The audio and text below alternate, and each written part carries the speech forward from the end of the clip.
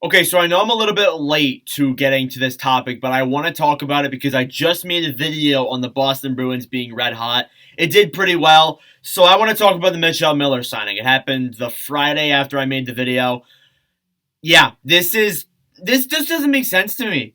For those who don't know, Mitchell Miller is a player who was convicted of some racist crimes involving a disabled brown person, and like why? I don't. First off, like I have so many like thoughts on this. I'm like, first off, why bother? Why sign him to a contract if the Coyotes don't sign him to a contract? Which we already know the Coyotes always cause controversy. They're one of those teams that was very controversial back in like 2021 with the Chaka stuff, and there was all that.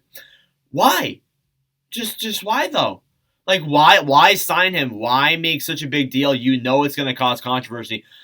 And this doesn't seem like Sweeney, and I'm kind of wondering maybe it might have been somebody above that forced Sweeney to do this signing. This doesn't seem like something Don Sweeney would do. I'm gonna be dead honest. It doesn't sound like something Don Sweeney would do. And when you look at Boston right now, they're in a winning streak. They've won like seven, almost eight in a row. They're looking good, and I just don't understand why. Like why do this? Why make this signing? I just don't understand the point of it. And like it just doesn't make any sense to me. And like this team is doing so hot and doing so good. This could just absolutely ruin the chemistry. It honestly could. And Nick Foligno touched base on this. He said it's hard for us to swallow, and he doesn't think anybody on that team is very happy with this signing. And as well as that, the league, Gary Bettman said the Bruins never consulted with the NHL, which honestly, when it comes to stuff like this, didn't surprise me. It feels like these days nobody consults with anything. For example, the Jeffrey Dahmer series on Netflix. For those who haven't seen it, it's Dahmer Monster. I watched it. Very uncomfortable, very sad 10 episode show. It was talked about Dahmer's story and like everything that happened there. If you don't know Jeffrey Dahmer, just look it up. I'm not gonna go in depth. Netflix didn't go and ask for any permission on any of the victims if they wanted their like words to be presented, and like some of the court cases that like when the victims' families made up and made their like speeches to the court, they didn't get consults or consent from any of those people. And like in this day and age, I think you kind of, and I know people don't like it. I know people don't like it at all. You need consent for everything. Like I think that's honestly a good idea. Like even at work, even at my job, I'm like always asking like, oh, should I do this? Should I do that? I always ask for permission before I go and do something. Like, and that's what the Boston Bruins should have done. I know I'm going off track here a little bit, but still like I just don't understand it. Like, why make the signing and then just don't consult with the NHL at all for it? And obviously, Miller's going to have to do a lot of things before he's even NHL eligible. And I think what the NHL is trying to do with that is they're going to try and just give him so many obstacles that are pretty much impossible for Miller to overcome that he will never see the light of day of an NHL game.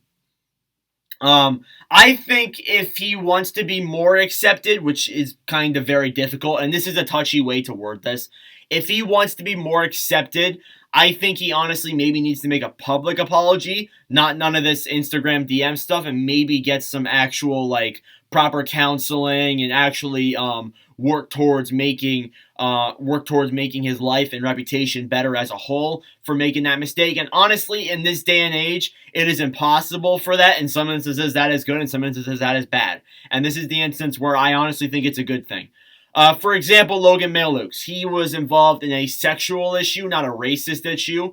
And he obviously apologized publicly. He did some things to improve his life and improve his reputation and kind of made it more acceptable that he's on the Montreal Canadiens. It was a long time ago, and he was signed to that entry level deal with Montreal. But I don't think any players or any staff came out and said anything negative and said that they didn't like this signing.